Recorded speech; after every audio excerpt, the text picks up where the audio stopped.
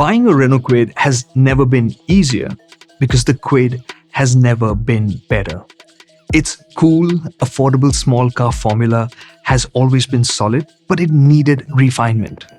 And over the last 8 years, Renault has done just that. With the 2023 BS 6.2 emission updates, they have fixed its biggest weakness, its engine. But now that the Kwid feels complete, the decision to buy one is something you should think long and hard about. It's not because of its younger and fresher rivals, it's because the Kwid has been squeezed into a corner. I'll explain, but first, let's get to know the Renault Kwid. The Kwid is the cheapest and the oldest Renault on sale in India today. It certainly doesn't look like it. After its facelift, it started looking a lot more upmarket and more expensive. When it's driving towards you, it's all too easy to confuse it with the more expensive and bigger Kiger. Sure, the Kwid is smaller, but the only way to tell whether it's the Kiger or the Kwid is once they've passed and you look at it from behind. In terms of dimensions, this is smaller than its rivals, the Alto K10 and Espresso, on one front only, the height. In every other dimension, the Kwid is bigger. It certainly stands taller than them in terms of style and appeal. The Kwid isn't just stylish, it's practical too. Its ground clearance is solid, so you don't have to worry about it. Its boot space is massive, the biggest in this segment. So when you're going for multi-day trips, it's just more convenient. It sounds too good to be true, but there are some cost-cutting measures, some of which are obvious, like that single wiper. The 3 locking nuts for the wheels are a bit more discreet, but some things are just impossible to spot, like the wheels themselves. Those are steel wheels with wheel covers, but they look like alloys. The only real miss here is that after the facelift, the rear still looks old. It doesn't match the freshness and the modern look that the face has. The Kwid's cabin has been a benchmark for the segment. Amongst its peers, it just looked and felt cooler and more expensive than them. Even today, that instrument cluster looks better than any of its rivals. That steering wheel feels good to hold. It has splashes of white on the dashboard. It has streaks of yellow in its seat fabrics. It just has a bit of color and personality, which is rare in this segment. The Kwid's cool quotient in terms of its equipment has faded since it first arrived. A touchscreen infotainment system is offered by all its rivals. This system on the Renault is feeling a bit old now. It's not as fast or as slick. It does get reversing camera and a 2-speaker sound system, which is cleverly mounted on the dash, so it distributes the sound better than you would have expected. It has the expected misses, like no seat height adjust or any form of steering adjust. In the backseat, there are no pockets whatsoever. There's no USB port, and yes, the power window switches are mounted centrally. This is quite similar to its rivals. The Kwid, though, has 2 misses all of its own. First is the quality of the cabin experience. There are a few too many rattles inside this cabin in terms of plastics and metal panels, which is something we've learned not to expect from Renaults. The Triber impressed us on this front. Also, the Kwid's advantage over the Alto used to be the space and comfort it would offer. Today, though, the Alto has moved the benchmark. Its taller design offers more flexibility and comfort for taller occupants.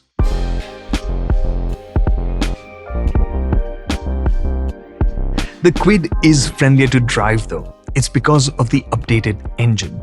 It has been tweaked slightly, which has made this 1-liter engine, transforming it from being loud, rough, and tiring to drive to something that's smoother and calmer. In city traffic, you'll realize whether it's to crawl or to zip around, this doesn't feel sluggish or jerky anymore. It's easier and nicer to live with. On the highway, it can cruise at 90 to 100 kilometers an hour. So it isn't as peppy and eager as the more powerful 1-liter that's offered on the Triber and the Kiger. The Kwid's automatic is the cost-effective AMT. This combination is meant for a particular kind of driver, the calm and nervous variety. If you drive slowly, you'll realize that the shifts really are smooth.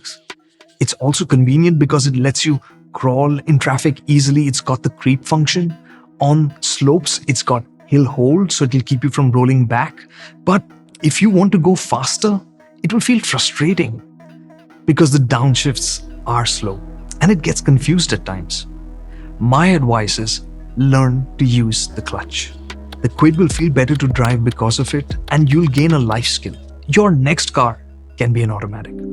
As expected of a first car, the Kwid will be economical too. This AMT-equipped Kwid has delivered 18 to 22 kmpl out on the highway, and this number goes down to 15 to 17 kmpl in the city. Its fuel tank is a bit small at 28 liters, but that's more than enough to take you over 400 kilometers on a tank full. Covering distances in the Kwid has always been enjoyable. That's down to the magical suspension. The way it breezes through corners and over rough roads is delightful. This little car feels more mature than you would have expected. With its rough road ability and great ground clearance, it could give some bigger SUVs a complex too. Not only is it enjoyable, it's also comfortable. On the highway, it sits with the composure you'd expect of a bigger machine. In the city, at lower speeds, it will feel every bit as convenient as you would have hoped for a small city car to be. The safety quotient of the Kwid, though, isn't quite what you would have expected. In Global NCAP's crash test, it scored 1 star, whereas Maruti Suzuki's Alto K10 has managed 2. On the other hand, though, the Kwid is packing more safety equipment as standard. It gets ESP, traction control, and a tire deflation warning system as standard. The AMT also gets hill start assist. All of these features will go a long way in making the Kwid safer and easier to drive in tricky conditions. With the 2023 updates, the Kwid has become a nicer and a more complete machine for those of you on a tight budget. Opting for the Kwid will mean missing out on space for taller occupants, and the rattly plastics will feel annoying at times. But the reason to not buy the Kwid or any of its rivals in the segment is that they've been painted into a corner. As they've become safer and better, they've become more expensive, to the point where for a few hundred rupees or a few thousand rupees more every month, you can opt for bigger and better cars like the Exter, the Ignis, or Renault's own Triber and Kiger, which will feel like more complete, more sensible cars for longer. They are the better long-term investment.